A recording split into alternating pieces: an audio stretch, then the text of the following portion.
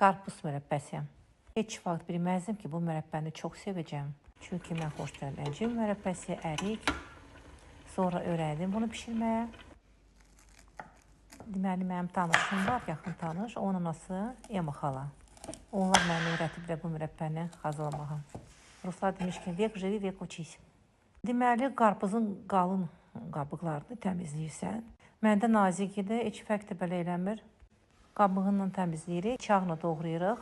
Soda əlavə edirik, 2 desert qaşığı, üstündən su və 4 saat saxlayırıq qalsın. 4 saatdan sonra dökürük aşırıcana və yaxşı sudan yuyuruq.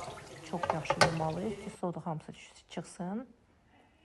Məndə burada alındı 1 kilo 300 qram qarpız qabıqları. Bura deməli qatsın, və 4 stakan su. Kim istəyirsə 1 stakan da qata bilər, belə suyu da çox olsun. Şirəni ayrıca pişiririk, sonra qarpız qabıqlarını qatırıq. Deməli, pişirik hardasa 15 dəqiqə ki, bir rəngini tutsun.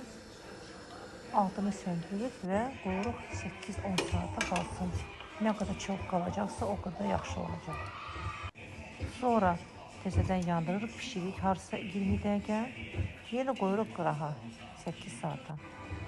Ən axırda isə qatacaq və limon soku ya da limon duzu.